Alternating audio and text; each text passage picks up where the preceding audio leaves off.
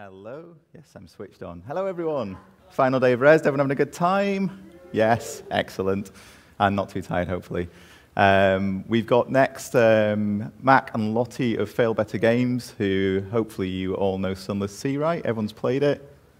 Yes, that's yeses, yeah. They're going to be talking about the game, and they're going to be talking about what comes next for the game. So without further ado, welcome to the stage.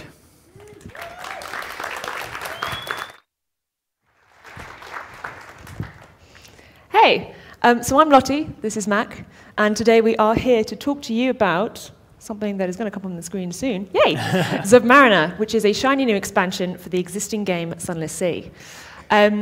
In Sunless Sea, you sail on a Victorian steamship across the face of the Unterzee, and in Zubmariner, the expansion, you'll be able to dive below the surface of the sea and explore the deep sea in a rickety Victorian submarine, so nothing can go wrong. We're really excited to be here today because this is the first time we're ever discussing details of the expansion, so we hope you find it interesting, and there is a lot to get through. So, Matt? Yeah, we're going to cover a little bit about our studio and our journey so far, and then we're going to dive right into the expansion. So let's get started. So as Lottie said, I'm Mac. I'm actually called Liam McDonald, but we have two Liams, so I'm known as Macker in the studio. And I'm the owl, because of my obvious owl-like features. My route into Fail Better was quite an interesting one. I was speaking at the careers fair here on Thursday to a lot of people trying to get into the industry. I actually found Sunless Sea on Steam, and I loved it, so I decided to find out who the makers were. And then, although they weren't hiring for a position at the time, I sent a speculative CV to them and said, I've just graduated from college, and I would love to work from you. So I started as a junior developer on Sunless Sea, and I'm now the primary dev on Zubmariner. And I'm Lottie. I'm producer at Fail Better. I have been in the industry now for around 3 years, and I joined Fail Better last year, having sent them an email that basically said, guys, I'm going to keep bothering you until you hire me, so you may as well make it easy for us both and do it now. And to my surprise, that worked, so top tip there. So this is Fail Better. You can probably see lots of floating heads, icons there. One of the perks of joining Fail Better is that you get to pick an avatar from our massive collection of lovely artwork. So you can see some people have chosen animals and others have chosen characters. And this eerie-looking building in the middle is actually a chapel, and that's our offices. We've just recently moved there. We finished moving this week. It was built in 1895, and for those of you that know your Fallen London history, you'll be aware that that's 34 years after London was carried away by a swarm of bats to the underground. So in terms of what we're known for as a studio, we're narrative-focused. So we love text, we love excellent writing, we love storytelling, and we marry this with beautiful 2D art. The games that we make tend to all exist in the same universe, which is a darkly comic Victorian Gothic one. And a really good example of the type of game I'm talking about is the first one we ever made, Fallen London. So Fallen London has been going since 2009. It is a literary RPG set in an alternative Victorian London, which, as Mac mentioned, has been stolen by bats and now exists in a vast sunless chasm beneath the surface. It is regularly updated every month with new content, and as of this year, it has around 30,000 monthly active users and around 400,000 registered users in total. You may notice there's a bit of a difference between the two screenshots you're seeing, so I'm really excited to be able to say that the screenshot on your right is a screenshot from our upcoming mobile port of Fallen London to iOS. So that's coming out in just over a week on the 19th of April. It's very, very cool. It means it's cross-compatible, so you can now play both on the browser, which is the original game, and also on mobile. And I really hope all of you take a look at it when it comes out on, did I mention, the 19th of April. We've also done a couple of other games, which is good. One of which is The Last Call we did with BioWare. It was a browser-based text game. It was an interquel that was aimed at bridging the gap between Dragon Age 2 and Dragon Age Inquisition. Darkness was upon the face of the deep. Quite an ominous title. Before Fallen London's success really started taking off, and before there was a Sunless Sea, Fail Better was a very small studio with a much-loved but largely unprofitable browser game in Fallen London. We were struggling financially, and we needed a big idea. And that big idea was a Kickstarter campaign for a PC and Mac title that would become Sunless Sea. We leveraged our existing community. We got the word out there about our Kickstarter, and it was hugely successful. We had over 4,000 backers and raised over £100,000. without that Kickstarter and without those backers, Fail Better may not be here today. We certainly wouldn't have had a Sunless Sea. Players would have missed out on some really delicious stories. And I wouldn't be standing before you to talk about Zubmariner, because it was a stretch goal of that campaign. So what you're looking at now is a screenshot from our beautiful game, Sunless Sea. Can I just ask at this point, everybody who has either heard of or played Sunless Sea, can you just put up your hand so I can see? Oh, wow. Awesome. You guys are great. It's just friends here, then. It's just friends in the crowd. That's it. Hey, guys. See you again. So for those of you who may not have played it, I think there are a few, I'm delighted to say, you play as a Z captain who leaves the safety and the lights of London and sails out into the darkness of the Unterzee, where your crew may promptly drown, mutiny, go mad, or eat themselves, potentially in that order. If you're very lucky, you may return to London at various points throughout the game, but I should tell you it is a roguelike and it is pitched as a game about discovery, loneliness, and frequent death. So you have been warned. Yeah, so for the few of you who may not have played, we're going to show you our launch trailer. It's a very short one. It was a launch trailer for Sunless Sea. We can get that up now, I think.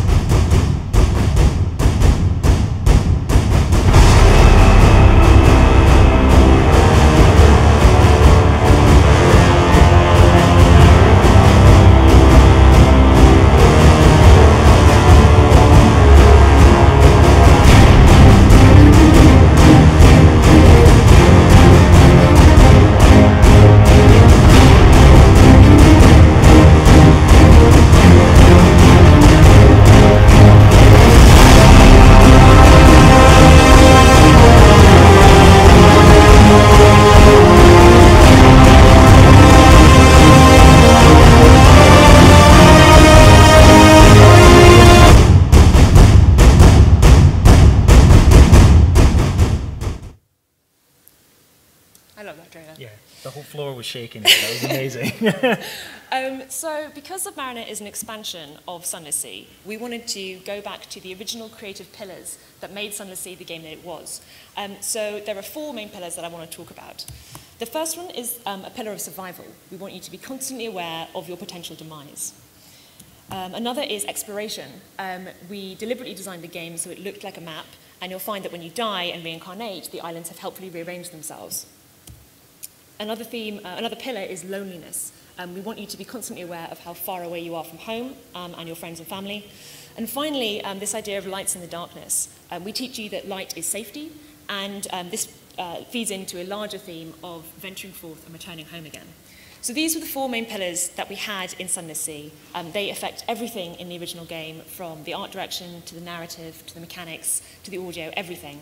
And so we took a look at them when we were going about designing Zubmariner, because we wanted to make it an expansion on the original game. So yeah, this is Zubmariner. This is a very small part of Zubmariner, a GIF here. You can already see the theme of lights and darkness are going to play a big role because it's very dark around you. We're actually in alpha at the moment, so we're pushing releases to a small group of testers. We've got an entirely new play style in Zubmariner. In Sunless Sea, everything happens on the surface, and we're introducing the subsurface, which is going to be full of ports and beasties and terror and loneliness. It's going to be really exciting. And if you thought the surface was bad, the subsurface is even worse, because on the surface, you can sort of see what's ahead of you, and that informs your choices. But on the subsurface, you're not going to know what's out there until it's crawling all over your face, which is a very terrifying thought. So those creative pillars that I mentioned, they're going to come back now.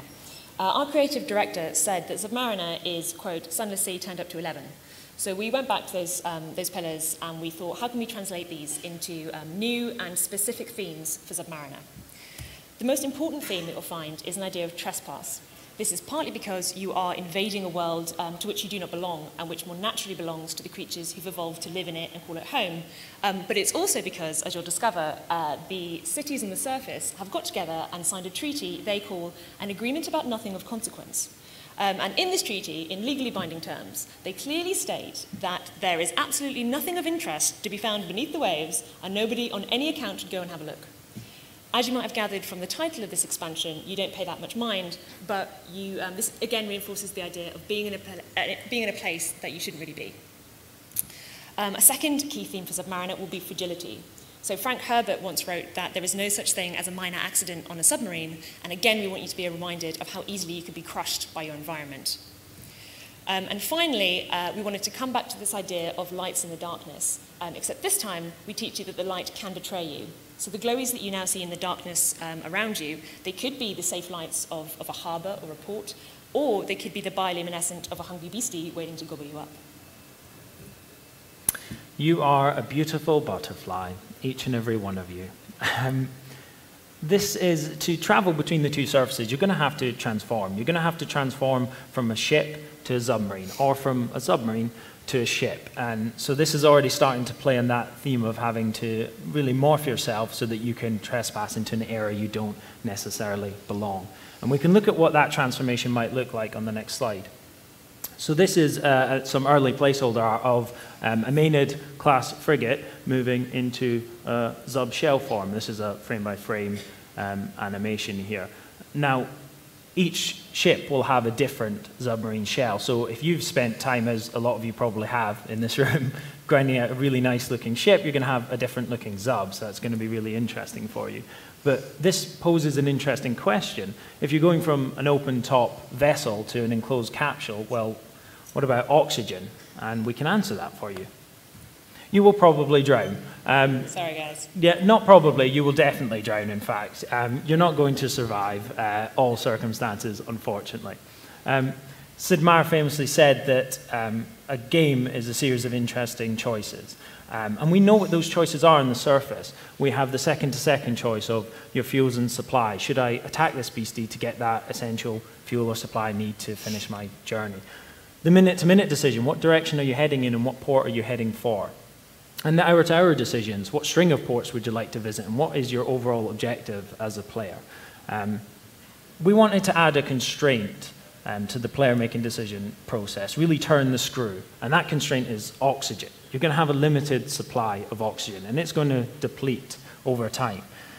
So your decision-making process is going to be forced. There are areas underwater where you can replenish your oxygen, you can dock in a port and tick that right back up. And there'll be environmental features which will affect it as well, and we'll touch on those later. You're basically blind as well, by the way. Did we mention this? Again, touching on the theme of lights in the darkness and trespass. You can't really see what's around you. We've really reduced that light, the light pool that the ship is sitting in, and the ambient light around the vessel, and actually the prow light as well, the cone of light at the front of the ship has been really narrowed, so your ability to scan the seabed has been limited. But we're not completely sadistic. You have sonar, which is great. It gives you these nice little blips, but you don't know what those blips are. That might be a dock full of stories which you want to go and explore. It might just be a bit of coral. It might be a horrible, horrible beastie that's going to rip your face off, probably. So you're going to have to make a decision. Do you want to investigate? Is this the right time for you? What are your supplies? What your oxygen like? And if you make that decision, you might have to make it based on, well, you know, that's a big blip and that's a small blip. These look fairly uniform, but we're actually going to have larger and smaller notifications, so you'll have a bit of basic information to base your decisions off of. The sea is stronger than you, much, much stronger than you. The ship is actually sitting in a current here. This is something I've been working on just this week, and the player's being pulled along by that current. This makes for a really interesting dynamic. It allows the player to move across the map a lot quicker. Now, the map in Sunless and in Zubmariner is divided up into grids. We call these grids tiles. So having a current across of a tile allows the player to have a moment-to-moment decision that says, I can zip across here if I want to. I might miss stuff out, but I could get across here a lot quicker. Or if they're being chased, they might say, hey, this current's going to get me out of danger right now, and I need to take that choice, even if it means I'm moving away from the port that I've worked hard to get near. So we can actually have a look at what they look like behind the scenes. This is part of lifting the hood on development for you guys. I've removed a lot of the other assets, you can probably tell. This is just a single tile here. And this provides the player with a really interesting path across the map from left to right. Currents will change over time, and you'll hear a rumble, an audio rumble in the water when they change. So if you've passed a current that wasn't useful to you, it might be moving to a more advantageous position. And how does this affect the player when it's rolled out over the whole map? We can have a look at that as well. So this is a much quicker, sped-up version of the currents changing, and this is our entire map here. Now, as I say, these will happen slowly. Over time, they'll gradually shift. But you can sort of already see the changes that that's going to make for the player in the decision-making process, and just where they might end up. If they choose to use the currents, they may go off course rather quickly. There will be rocks. There will, of course, be rocks. It's a dark environment, but it's not barren. It's teeming with life. And we really wanted to pack stuff in there. And we had to decide how we wanted to approach decorating that environment and the look and the feel of it. In Sunless, the way we would do that is we would take those individual tiles and we would create an individual Unity scene. And to give some variety, we'd create more than one scene for every tile. But all of the assets had to be hand-placed there, and you'll guess that that is very time-consuming. So we looked at procedural generation. This is actually just 3 different assets. They're groupings of rocks. And we had a bunch of these in the early stages of development, and so we implemented our first pass of a procedural generation system, and we set some basic rules, the density, the minimum and maximum amount. And once we'd done that, we went, hey, wouldn't it be cool if we just whacked everything way, way up and see what happens? And we did that, and this is what happens. Loads of rocks, far, far too many rocks. We started to like it a little too much, so we stopped doing that fairly quickly. But we scaled it back, and what we found was we didn't have enough control. The procedural generation was taking away from some of that look and feel. So what we've done is create individual locations where we have procedural generation take place, and then we set rules that say rocks can appear here, coral can appear here, seaweed can't, but a dock can. And through that, we're able to tailor the look and the feel of an overall tile much easier, and it's, of course, far less time-consuming. There will also be non-rocks. Non-rocks are my favorite. We want players to be able to interact with stuff without necessarily having to dock, to breathe a bit more life into the environment. And this is what interactables do. You can see here we've got an example of a shipwreck that the player has approached, and they're being rewarded. I just mocked this up, a small loot token for having found it. It's going to be really important discovering these. It's kind of the reason why you're poking your nose into the darkness. You might find a rare bit of loot, you might find a rare bit of content that you're excited about that you wouldn't have found had you not gone off the beaten path. And the other type is an oasis. We can see that on the next slide here. If you're in the vicinity of an oasis, your oxygen will stop depleting and your supplies will slowly tick up. So this is kind of like a respite in the dark. And it might allow you to extend your journey, or it might allow you to just gather some supplies before you go up and call it quits there. But knowing where these things are in the environment and using them to your advantage is going to make the difference between success and failure for you. So we've now established that the deep sea is pretty scary, it's pretty dark, and you may feel very isolated and scared. But don't worry, you're not alone. You are constantly surrounded by horrifying sea beasties. Zubmariner introduces around 40 new creatures to the game. A few of them will be variants on creatures you may have already met in Sunless Sea, but most of them will be totally new, and they all play upon the important theme of trespass in one way or another. So I'm going to show you a couple of them now, just to give you an idea of the creatures that you might encounter in Zubmariner. The first one is this beautiful guy, the midnight whale. He is large and non-aggressive unless you attack him, in which case he will turn and he will move quickly and hit hard. He's bioluminescent, as you might be able to tell, and he can surface, which means that if you attack him and then think better of it and decide to surface to try and escape, he can actually follow you up to the surface and continue his attack. So I would advise you not to do this. He's really big. Another guy you might meet is this guy, the Beloved. He is a vast flatfish. He's pretty slow, but he's very tough, and he has specifically evolved this very sweet and harmless-looking exterior. Again, like the midnight whale, he is not aggressive unless you attack him, in which case he will wail piteously every time you damage him, and you will feel like a monster. Oh, and I should warn you about the next slide and apologize because you're not going to like it, but I'm not going to. The final beastie that I'm going to mention today is this guy, who is the constant companion. He is extremely large, and unfortunately for you guys, he is also aggressive. He will follow in the wake of your submarine wherever you go at a constant speed, getting closer and closer and closer. When he gets near enough, you'll be able to hear his footsteps as a faint ticking noise, and you'll notice that your terror will begin to go up faster than usual. He is not illuminated, but fortunately he cannot surface, meaning that you can escape him, and he acts like a sort of horrific guardian of the deep, constantly hounding you out of an area in which you should not be. So you can have fun with him. However, as Matt mentioned, there are areas of respite in Zubmariner, and these tend to be ports. So in Zubmariner, there are 12 new ports. They act like cities and islands do in Sunless Sea. You can dock there, you can unlock new content there, and you can replenish your supplies, so your fuel and your oxygen, etc. You'll find when you dock at one of these ports that the content you unlock will tend to send you back and forth between the surface and the deep sea. And this is because we really wanted the expansion to enrich the game as a whole rather than adding on a separate bit at the end. Some of the docks you may have heard of before. For example, Low Barnet was always visible on the Sunless Sea map, but wasn't accessible. It now becomes accessible with Zubmariner. There are also some ports which enhance other aspects of the original Sunless Sea game. So what you're looking at now is an in-game asset, this is actually what it would look like in the expansion, of a city called Igel, which is comprised of the cast-off spines from lawn flukes, which you may remember were these large sea urchin-type creatures in Sunless Sea.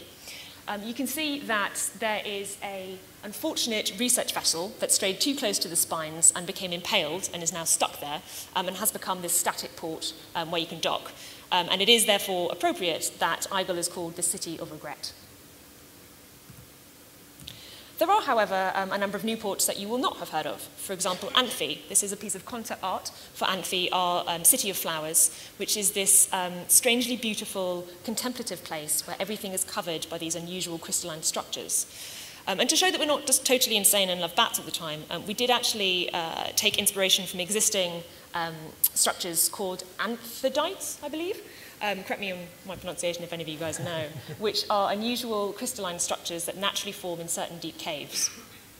Alternatively, another piece of in-game art, so again, this is what you'll actually see in the expansion.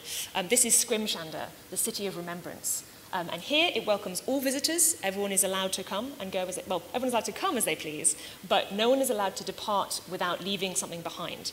And because this is fail better, you don't get away with just like a tic-tac or something. It's going to be a bit dark and spooky. So I hope you found all of the information that we've just gone through interesting. It was the first time we've ever talked about this, so hopefully you're excited, because it does sound like it's going to be cool. But I did just want to leave you with a couple of practical points. So the first one is that Zubmariner, we expect, is going to add about a third on to the existing game. It's got a lot of new content in there, and we're also adding in a bunch of new mechanics. So it's going to be a pretty hefty expansion. We can't yet confirm the price point, but I can say that anybody who bought Sunless Sea in early access will get this for free as a reward. And I can also tell you that we are working towards a release date of this autumn, so that's autumn 2016. And you can follow us on all our channels to find out more as we near the time. And that's everything. Thank you very much. I think we have some time for Q&A.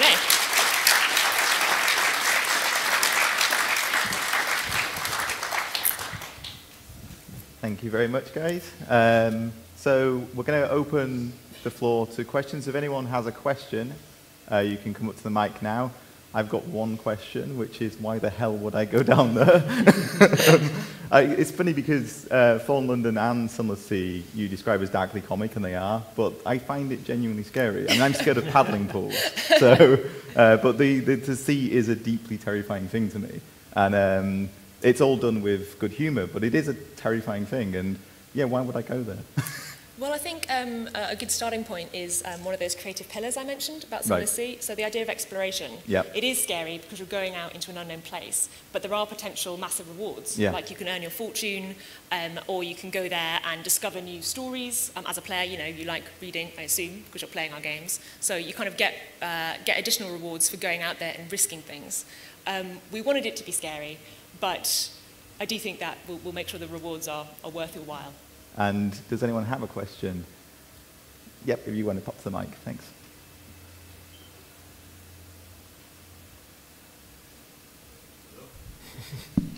Yep. Thank you. Hi.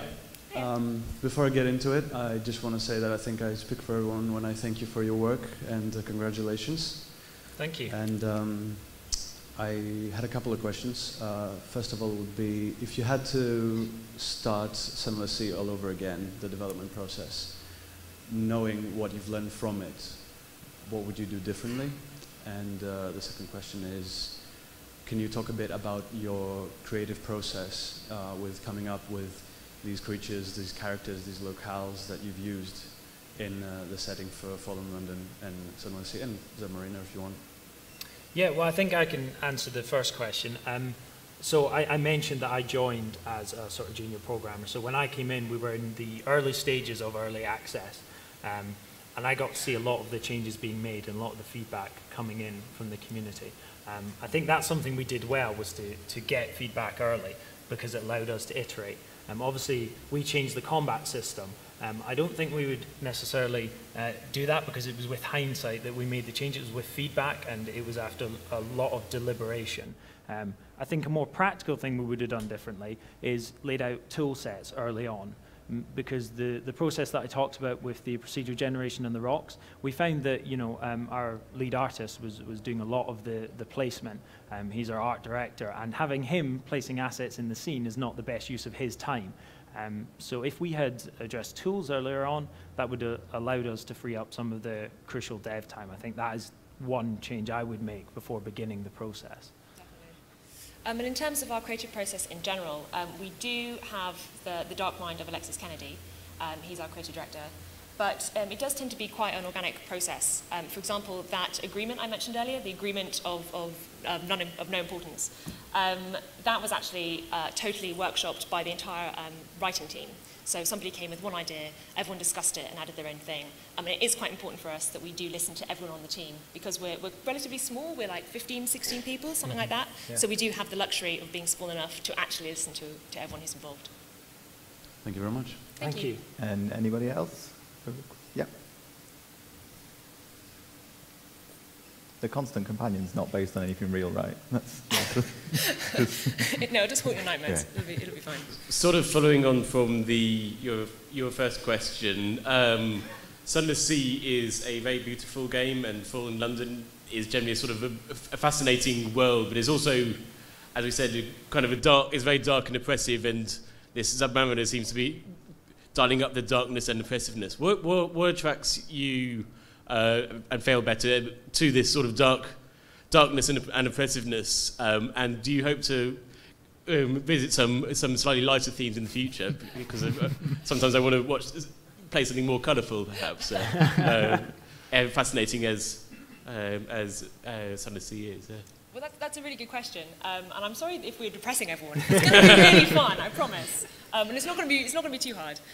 So I think one of the things we like about it is you do get a very interesting counterpoint between a very British sense of humour, which is quite ironic, and a very scary, very serious world. So as you mentioned, Fallen London probably is the most humorous of our works to date, because it is relatively light, and mysteriously you're unable to die, which always makes everything a little bit happier. Whereas Sunless Sea, obviously, we prepare you to die all the time. So I think that's partly why we like going so gothic and dark, because it's just a rich, interesting vein to mine and surprise people with, because otherwise, we could call our next game like Fallen Angel, Dark Eyes, and that wouldn't surprise anyone. It would just be goth. In terms, sorry, did you? Yeah, I was just going to say, and it's quite an interesting point. What we've shown you has been a lot of the darkness. We wanted to get that across, but through having sailed through the scene and looked at it, what's quite interesting is that contrast, that moment of clarity when you come into clear waters and you come into lighter areas and you discover that city that you've been searching for. And it's really the contrast between the dark and the points of light that become interesting, and I think you will enjoy them just as much. I think you won't necessarily feel like it's a darker game when you know your way around. Yeah. And in terms of where we're going next, I can't say much because my comms director is within projectile range. But I can say that I think you may be pleasantly surprised in the future. Yeah. Great. Thanks very much. Cheers. Thank you. Anybody else with a question? Yeah? So that's confirmation that the next game is going to be bright, cheery, lovely. Absolutely nothing exciting. So on the early part of Sunless Sea, you always have the edgy part where you're trying to level up your ship or get the weapons. How does the new content slide in? Can you immediately dive under the sea, or do you have to work your way up before you can do that? So it's not available from the moment that you press play. but it is certainly not end-game content. You will be able to access all the Zubmariner content if you purchase the expansion pretty early on in the game. Yep. We're looking at the Zub acquisition quest, and we're aware that we want to make that something that is just very natural and happens, so that it doesn't become this long quest line that you have to do before you can just get underwater. We're aware of that concern, and we're going to make sure that that's easy so you can get into this new and exciting environment quickly. Thank you. Cheers. Just very quickly, in mechanical terms, is there any drawback to just surfacing and submerging? Yes, there is. There's going to be an 8-second transformation penalty. So you're going to have to plan the time it takes. You're not going to be able to just escape from the surface or from the subsurface, unfortunately. If you see the constant companion coming, you're going to have to take 8 seconds, and you can be attacked in that time period. So you'll have to keep that in consideration. Okay. Hey guys. Am I close enough yet? Hello. Yeah. Just wanted to know, do you get some statistics on your target audience? Do you measure like age or gender? Especially how many people like reach the later stages of the game? And I'm also quite interested in, do you know how quick they play? So how much of the text they actually enjoy? I found myself enjoying the text a lot, but I also found myself, because I'm like a gamer, I'm going to go quickly through some stuff. I'd just be interested to know how much people cherish every single bit there is. Yeah, in Sunless Sea we don't do that. We use Unity, and there is room for implementation of analytics. We don't use it currently, or didn't, for the development of Sunless Sea. It is maybe an area that would be interesting to us in the future. We do get analytics from Fallen London that proves very useful. And actually, one thing we found during the development of Sunless Sea, when we were relying on our early access players to test the new releases, we were suddenly faced with having quite a lot of veteran players. So the early game wasn't being tested anymore. And this is, I think, quite a relevant point for any project that's been out there for a while. The early game stuff may not be being tested anymore. And that kind of data is obviously really useful, because you can see if what you've just changed has been tested or not. So not in Sunless Sea, it is an area we could expand into, but we do make use of data in Fallen London. But is there something you can share? Like, it's such a special product. Your average age could be 90, it could be 14. I really have no idea. I just wondered if you could share something. Yeah, I don't know the figures off the top of my head. It's maybe something we should mention to Adam, our data analyst. Yeah, we have an analyst in studio. I don't have the numbers off the top of my head. All I can tell you is that it did skew our audience more towards male players than it did to female players. But I don't have an age range, I'm afraid. But we'll speak to Adam and see if we can find some figures. See if we can tweet it. Okay, cool. Cheers. Cheers. And we have another question? No, everyone's too scared. You get caught if you ask too many questions. It's very dark at the back there, and I can see things moving, just so you're aware of that. That's the constant companion. Yeah. Don't worry about that. Yeah, we've got a question here. Lights in the darkness. Right. Am I first now? I don't know.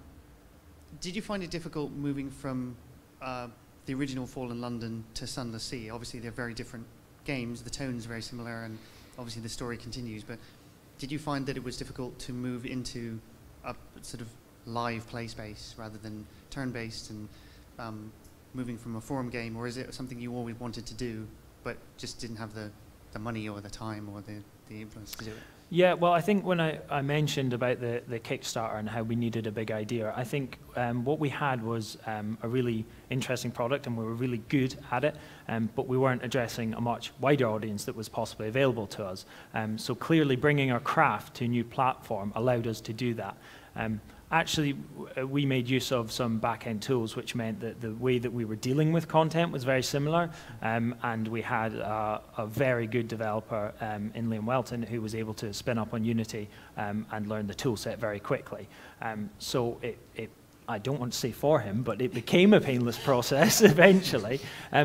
I think we usually have members of the content team who move over onto working on Sunless, and they orientate themselves in different ways. They obviously have access to all the alphas and stuff, but the tool set that they're writing in will be the same for Fallen London and Sunless Sea, so it's more of a mindset and a thematical thing. We're also pretty keen on being like a pan-platform studio, so we really like the idea of having our foot in the door both on the Steam platform and now on mobile in a week and a bit. I hear it's the 19th. April 19th. Thank you very much, sir. It is the 19th. Well remembered. It's easy to remember if you tell 5 people. That's the best way I've found. And between you and me, we know that Fallen London is a totally wonderful game. But there are some people out there, who I don't believe it in this room, who might say that browser games are not a proper game. So I have to admit there probably was an idea to prove to people and to ourselves that we were able of making a proper game. Thanks very much.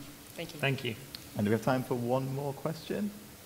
Has anybody got a question? I mean, one of the things that makes me think about is the reason that I would go in the submarine, really, I really would, is because the similarity between Fallen London and Sunless Sea, obviously the writing, but it's also the fact that I don't really care about getting good stuff. I care about finding new stories. And I think that quality of having a story be something that you want to collect is the biggest thing that came over for me. Mm-hmm. And creating a kind of, roguelike RPG trading game, which actually is about collecting stories, is what it seemed like you'd done to me. That seems to be the objective for me. And I know there's people out there who probably have the best ship, and I never do. I can't. I'm rubbish in every possible way. But people you can play it in a very game-like way. But for me, it's collecting stories, and that's why I play. So yeah. That's really good to hear. Yeah, I was going to say, I think we tread the balance quite well between facilitating players like yourself who actually just want to go in and read the content, and obviously we spend a lot of time making sure that content is as good as we can make it. But yeah, we also try and cater for players who want to go in and are more focused on stats and getting the best ship and getting the best loot. And I think that we managed to balance that fairly well. But hopefully, yeah. Fingers crossed. Yeah, that's great. Hi, so I'm a big fan of Fallen London and Sunless Sea, and I noticed that a lot of the lore and the places in Sunless Sea to have revisit things that existed in Fallen London, like Hunter's Keep, etc. I was just wondering, how far does Zubmariner's lore kind of fit in with Fallen London, or refer to that? I think there's going to be as many opportunities as there was in Sunless Sea. I think one of the key things is that we're going to hook up content on the surface with content on the subsurface. So those stories are going to transition, and sometimes that'll mean you'll have to visit the surface, or sometimes you'll be sent below the surface. So there's already a tie in place there, and then it's just a matter of the writers choosing to use appropriate content from the Fallen London world, I think. In terms of how it directly links with Fallen London specifically, if you think about the kind of topology of the world, we have Fallen London in this chasm, and then it's beside this vast sunless lake that is Sunless Sea. And then with the Zubmariner expansion, we're moving further away from Fallen London as well. We're actually moving downwards. So you'll find that there'll be lore that you've picked nuggets up of in Sunless Sea, but you're probably not going to find anything or that much new about Fallen London itself from the Zubmariner expansion, because it's moving in different directions. And eventually we'll find out what's under the Unterzee, perhaps. That's all we've got time for. So a big thank you to Fail Better. Thanks. Cheers, guys. And you can see more of Fail Better at 4 p.m., I think that's right? Yep. 4 p.m. In a narrative panel, which will be back in here with Inkle and the brilliant Emily Short talking about narrative in games. So, come see it. It'll be really good. Yeah. Thank you very much. Thank you. Thank you. Developers Live